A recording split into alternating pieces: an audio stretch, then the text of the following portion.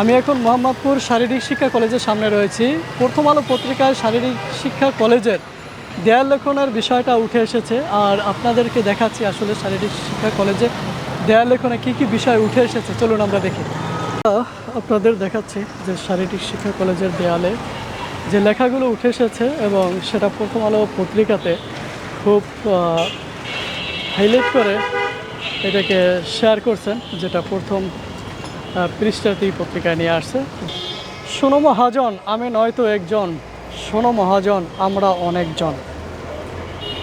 যে সকল মহাজনরা আসলে বাংলাদেশটাকে নিজের দাবি করতেছেন, মানে কেউ ক্ষমতা পাইলে দেশটা আমার, এই দেশ আমার কথাই চলবে, আর কারো কথা চলবে না, এই যে স্বৈর মনোভাব, সেখান থেকে ফিরে আসতে হবে আমাদের।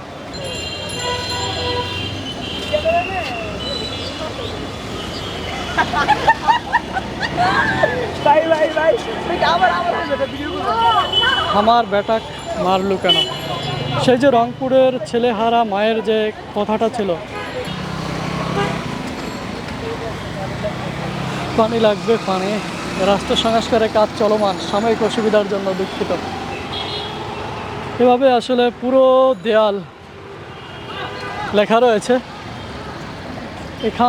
এখন থেকে দেশের কোনো সরকারি বেসরকারি অফিসে অনৈতিকভাবে 1 টাকাও দিব না, এই শপথটা তো আমরা করতেই পারি, তাই না?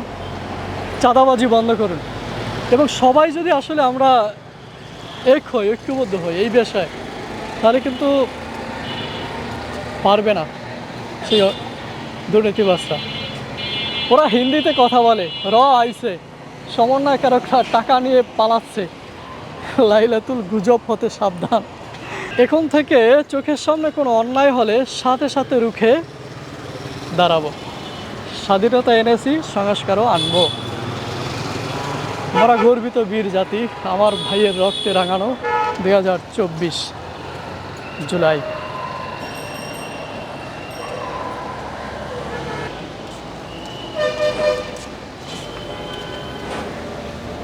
এখানে দেখুন, আয়নাঘর, বিচার বহির্ভূতভাবে মানুষদের আটকে রাখা এবং জুলুম নির্যাতনের একটি জাহান্নাম বলতে পারেন এই দুনিয়াতে বাংলাদেশের গড়ে ওঠা আয়নাঘর। এই আয়নাঘর থেকে বাংলার মানুষ মুক্তি চায়।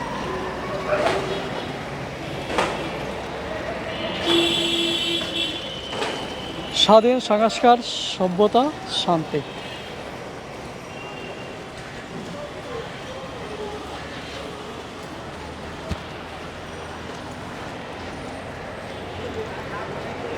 দুর্নীতিমুক্ত দেশ গড়ি। মানুষ পানিতে ভিজলে কাপড় বদলায়, ঘামে ভিজলে ভাগ্য বদলায়, রক্তে ভিজলে ইতিহাস বদলায়। যেটা আসলে আমরা আবারও প্রমাণ করলাম কথা এবং বাস্তবের সাথে। সবার উপরে মানুষ সত্য, তাহার উপরে নাই। যে আসলে মানুষের যেখানে রক্ত ঝরে সেখানে মুক্তি আসেই, আর সেই মুক্তিটাকে ধরে রাখা, এটা আমাদের বড় একটি চ্যালেঞ্জ বর্তমান সময়ে। কেননা একটা জিনিস যে বিভিন্নভাবে অপশক্তিগুলো বিভিন্নভাবে অপপ্রচার করে যাচ্ছে বাংলাদেশকে নিয়ে, যে বাংলাদেশ যাতে ঘুরে না দাঁড়াতে পারে এভাবে, বিশেষ করে আমাদের পার্শ্ববর্তী দেশ ভারত সেক্ষেত্রে ব্যাপকভাবে কাজ চালিয়ে যাচ্ছে তাদের মিডিয়া, এবং বাংলাদেশকে নিয়ে অপপ্রচারে লিপ্ত হয়েছে এবং এই ক্ষেত্রে ব্যবহার করতেছে আমাদের স্বার্থান্বেষী কিছু সংখ্যালঘু হিন্দু সম্প্রদায়ের লোক। এবং সেখানে তাই আমাদের অবশ্যই এই অপশক্তিদের রুখে দেওয়ার জন্য কিন্তু আমাদের কাজ করতে হবে, আমাদের এগিয়ে আসতে হবে। সবাই এগিয়ে আসি দেশ সবাই এগিয়ে আসি দেশের বিনির্মাণে এবং সকল অপশক্তিকে আমরা রুখে দেই।